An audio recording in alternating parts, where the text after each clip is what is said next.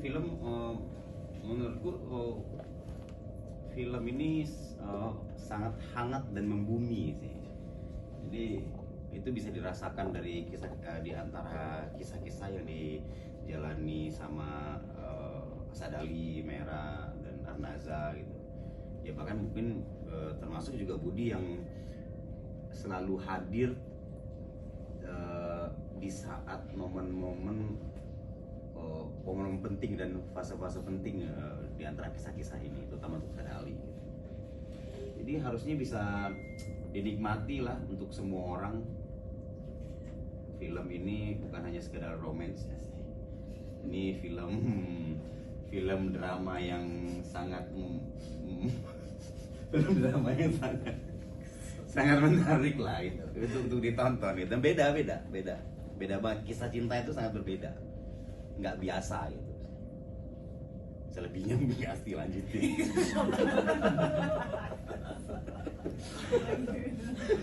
Kalau dari aku mungkin karena bisa dilihat ini keunikannya mencintai dua orang yang berbeda. Polar opposite deh. Gitu dari aku. Gak asal aja. Kayaknya bahwa drama cinta-cintaan Indonesia itu nggak melulu cinta-cintaan gitu sih kayaknya ya. Maksudnya ini kan berangkat dari novelnya, bukan novel sih, apa ya, ada namanya tuh, kumpulan puisinya, quotes-nya Pidi Baik. Pidi Baik kan terkenal dengan quotes-quotes dan kalimat-kalimat yang sangat menggelitik gitu untuk orang-orang yang sedang jatuh hati atau patah hati atau di tengah-tengahnya. Dan film ini adalah itu, menurut saya ya, menurut keyakinan saya. Oh, iya. Biar aman ya? Biar aman. Biar aman. Film ini adalah exactly that. It's di tengah-tengah antara drama cita-citaan sama drama patah hati, tapi dikemas dengan gayanya Pidi Baik yang puitis dan apa ya, puitis itu bukan puitis yang agak bukan puitis Khairil Anwar, tapi ini agak agak Pidi Baik. Agak Pidi Baik gitu ya. Sangat susah ngasih Aku bahasa. nggak bisa Iya. mengkalimatkan Pidi Baik tuh gimana sih? Pokoknya ini tuh kalimat-kalimat yang tercetus tuh Pidi Baik gitu. Ada beberapa kalau di skrip kita baca gitu yang ini gimana ya deliverynya gitu, sebenarnya terus terang aja agak gitu sih, karena diskusinya cukup panjang gitu, terutama kalau yang adegan-adegan panjangnya saya sama Ajil tuh gimana caranya membuat Mera sama Sadali emang bahasanya tuh begitu. Dan yang bikin berbeda, menurut saya yang bikin berbeda adalah ketika remaja di film ini jatuh hati, cara mengekspresikannya dengan seni, baik itu puisi maupun lukisan.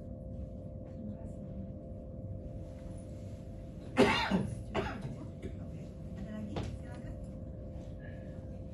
Perkenalkan, aku Andara dari Tempo.co. Aku mau tanya ke Mbak Dini Winasti. Mbak kan di sini kan sebagai Mera ya, yang mana usianya itu terpaut jauh dari Sadalinya. Nah, gimana cara Mbak tuh membangun chemistry-nya antara Mbak dan siapa Ajil Ditonya itu? Lucu sih ceritanya. Sebenarnya Ajil tuh kalau ketemu gue kayak mungkin karena usianya juga cukup jauh gitu kan. Saya ternyata seumur dengan kakaknya, persis dengan kakaknya, jadi mungkin dia ngelihatnya kayak itu kayak mbak gue gitu, tapi terus awkward tapi enggak, karena Ajil sebenarnya anaknya cukup tua sih anak itu. Jadi membangun chemistry-nya tuh sebetulnya pada akhirnya embracing apa yang ada aja sih. Kebenaran awkwardnya juga banyak di dalam filmnya gitu, ya udah akhirnya bangun dari situ aja. Sebenarnya saya tuh paling bingung kalau ditanya bangun chemistry itu gimana, karena chemistry itu bukan sesuatu yang bisa didesain gitu menurut keyakinan saya. Susah untuk kita menganalisa membangun chemistry antara dua pemain. Wah, kompleks banget itu, maksudnya harus manusianya juga yang dekat, orangnya yang dekat, tapi terus kita punya boundaries yang jelas sebagai aktor, tapi bisa kenal ngapain gitu. Jadi sebenarnya mungkin Faiz yang bisa lebih mengerti bagaimana cara membangun chemistry. Tapi kalau saya sama Agil sih sebenarnya mengikuti apa yang naturalnya terjadi lalu dikembangkan. Berarti ada kesulitan yang lainnya gitu ya? Kesulitan pasti ada. Maksudnya syuting kan proses tuh selalu ada gitu. Ketika mungkin yang salah satu yang sulit adalah bagaimana membayangkan kami semua ada di tahun 97 untuk film pertama. Film kedua itu 2001 mungkin ya, 2001 2002 sekitar tahun segitu. Ketika saya membayangkan saya umur segitu, ya saya bisa membayangkan saya umur segitu gitu. Tapi kan ini beberapa waktu 2001 Kayak masih kecil banget ya kak. iya, jadi ngebayangin mereka di tahun itu tuh akhirnya bermain imajinasi aja. Waktu itu kita cukup lama ya menggodok ya, untuk film yang pertama cukup lama digodok gimana caranya komunitas di Yogyakarta khususnya ISI dan seni lukis jadi cukup tangible. Jadi lumayan sih challenge-nya lebih here and there gitu. Selanjutnya silakan. Perkenalkan, nama saya Rizky Depok. Saya mau tanya ke Mbak Adini Wirasti. Karakter Mbak Asti yang perankan di film ini kan terasa sangat manusiawi dan dekat dengan kehidupan sehari-hari. Amin. Kalau dibandingkan dengan kepribadian Mbak Asti sendiri, apa saja persamaan antara karakter di film dengan Ardina Wirasti sebagai pribadi? Sejujurnya karena saya baru nonton film kedua, jadi saya belum tahu filmnya kayak apa. Tapi ketika kami syuting, ketika kami mendesain dua film ini, karena beneran syutingnya salah satu challenge-nya adalah waktu itu kami syuting film 1 sama film 2 tuh di dalam satu bulan yang sama gitu. Jadi challenge yang terberat adalah mungkin secara visual kami harus memastikan bahwa kami semua terlihat berbeda. And that takes a village gitu ya, make up, kostum, art dan segala macam. Jadi bukan hanya kami aktornya aja tapi juga segala departemen. Bagaimana memanusiakannya sebetulnya kembali lagi sebagai aktor saya harus percaya bahwa yang saya perankan adalah manusiawi, adalah sesuatu yang manusiawi. Di dalam kasus ini Merah itu adalah seorang perempuan yang sebetulnya apa adanya aja, tipe perempuan Jawa yang ya udah apa yang ada di depan saya jalanin sebaik mungkin. Kalau sukses puji syukur, kalau gagal ya saya coba lagi gitu. Apa yang harus dilepas ya dilepas, walaupun ada beberapa hal di film pertama yang dia tahan, yang dia bukan nggak kubur dalam-dalam juga sih, hanya kesampingkan karena dia punya prioritas yang lain yang bukan hanya soal dia. Jadi hidupnya itu sudah lebih jauh lebih besar dibanding Sadali yang masih, sebenarnya kan Sadali itu kayak coming of age, fase coming of age dan post adolescence lah ya bisa dibilang gitu, walaupun udah cukup dewasa sih. Tapi dia sedang mencari jati diri, sementara Merah ini orang yang sudah ketemu jati dirinya, hilang sesaat lalu dia menemukannya kembali. Dan itu kalau menurut saya udah cukup manusiawi. Jadi ketika saya sebagai aktor give respect to the script and the role, itu akan datang dengan sendiri. Jadi memastikan bahwa saya harus menghormati tulisan.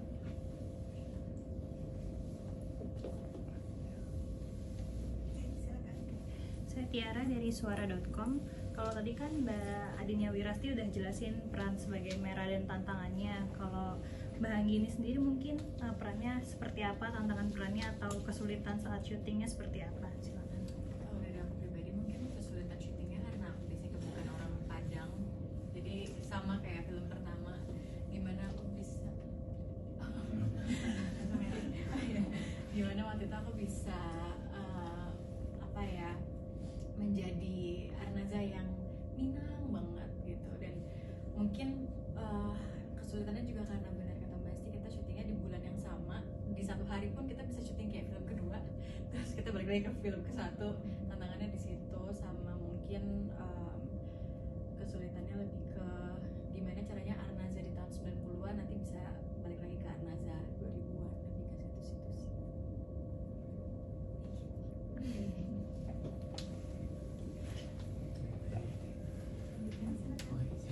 Episode anak dia mau tanya apa sih yang alasan kalian mau ambil film ini dan pesan apa yang bisa kalian dapat dalam film ini? Oh, pesan dari film ini. Pesan dan alasan kenapa menerima film Sadali ini?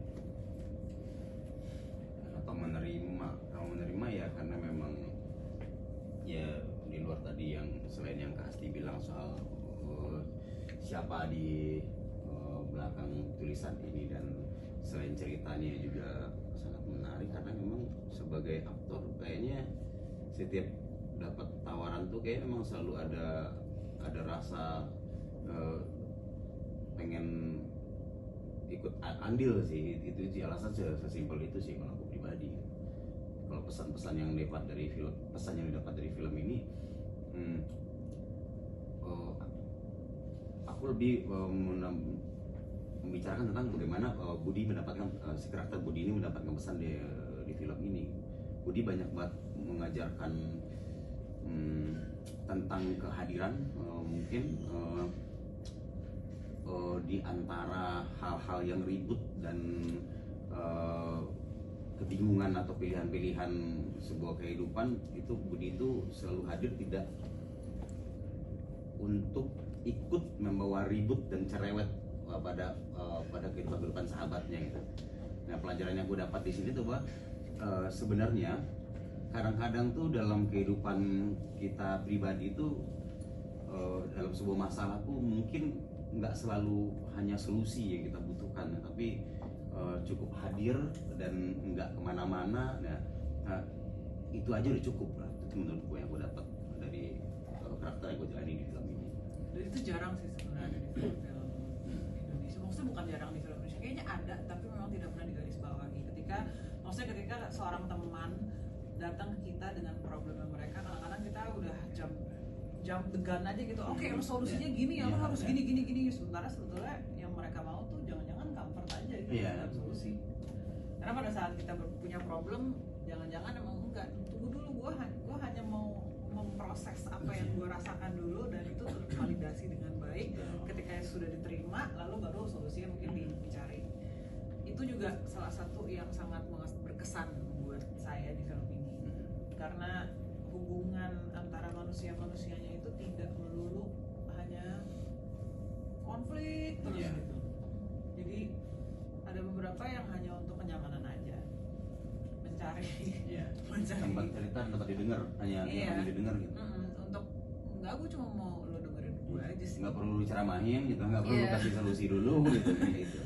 Dan maksudnya itu juga yang menarik, menurut saya itu yang menarik dari dinamiknya Sadali sama Merah, karena mereka di film pertama pun juga terlihat gitu. Jadi Merah itu merasa dilihat dan didengar,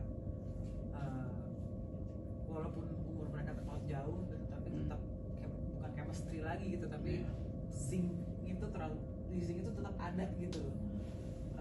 Dan itu alasan kenapa saya akhirnya memutuskan untuk ambil project ini, karena ini drama romansa yang cukup jarang dieksplor di film Indonesia, dan Mas Kunz berani dan sangat rapih mendesain dunianya sedemikian rupa sampai akhirnya jadi two part yang kayak gini. Dan saya selalu suka lukisan, jadi begitu pas di pitching, Sadali ini pelukis, dan kayak menarik banget ya di explore. Yang seperti saya bilang di awal tadi, film ini drama romansa yang bisa mengekspresikan dirinya lewat karya seni. Itu menarik banget. Kalau lewat Arnaza sendiri, mungkin dia lebih mengajarkan kayak komitmen dan rasa sabar. Karena mungkin kalau lihat di film yang pertama kan kayaknya kompleks banget gitu loh kisah cinta Jati Destan sama Sadalinya juga gitu. Dan yang bikin aku ngambil film ini karena aku penasaran quotes dan puisi akan dibikin seperti apa gitu diadaptasinya, dan ternyata apa ya bisa sama hasilnya jadi Iya, maksudnya Mbak Tinut Iya, juga orang yang iya. tepat untuk Iya. menuliskan ini sih. Satu tambahan alasannya mungkin karena satu frame Mbak Dinia Wirasti. Emang iya kita satu frame? Iya kan, yang pertama. Yang kedua juga ada tadi dikit. oke selanjutnya. Halo, kenalkan aku Tio dari habis ke TI. Aku mungkin ingin ke semua pemeran di sini ya. Kamu spesifik dulu ke awal dari film pertamanya sendiri, apa waktu itu sutradara sudah mencoba mendesain film ini untuk sequel gitu? Atau tentang Salvador Dali. Nah, yang ketiga terkait Titin Latimena dan Film Baik. Ini tadi sempat di-mention bahwa berasal dari quote gitu. Nah, apakah kalian juga dikasih tahu untuk eksplorasinya itu gimana sih? Karena itu kan dari quote diubah ke naskah gitu. Seperti apa waktu itu? Mungkin itu aja. Terima kasih. Yang pertama tadi Soal sequel. dari pertama ke sequel gitu. Apakah Iya. memang dari awal udah direncanakan atau belum? Dari awal Dari ada awal dua. ada. Sudah dua lah. Dari awal memang sudah dua part. Gitu. Karena ternyata mungkin pada saat mereka nulis ceritanya ternyata panjang gitu kali perjalanannya gitu. Maksudnya itu kayak lebih ke pertanyaan untuk produser kami sih. Iya. Sayang sekali tidak datang ya. Iya. betul.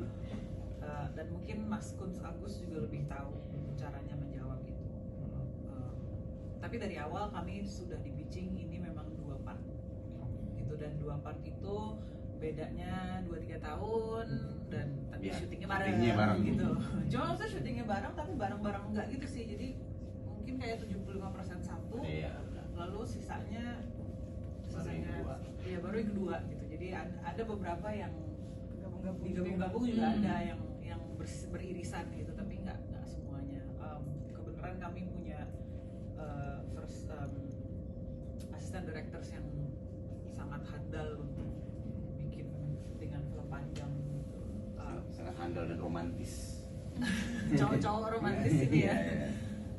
Lalu yang kedua itu sebenarnya juga pertanyaan kayaknya Mas Kunz Agus yang bisa menjawab. Tapi yang banyak di kampus tuh lo ya sama Kampus ya, sama Kami ke Ajil sama Ajil Budi. sama Budi. Syutingnya di Kampus isi, Di isi. beneran di kampusnya Aku langsung. sempat juga melihat di trailernya itu kan, kalau tidak salah itu di Padetan Java yang gimana? Di gunung Oh itu itu si gimana? ini. Oh iya. Iya. Kayaknya itu apa? Iya, Arnaza. Apa ya? Arnaza itu. Yang di sana Kamu ya? sama Kamu Desi. itu kamu kan? Iya, aku baru banget. 2024 maaf ya syutingnya. Jadi harus mengingat-ingat nih. Tapi yang kalau keterlibatan anak isi sebenarnya ada pelukis. Asli ya. Siapa ya? Itu nama lagi lu. Iya, Pak, iya.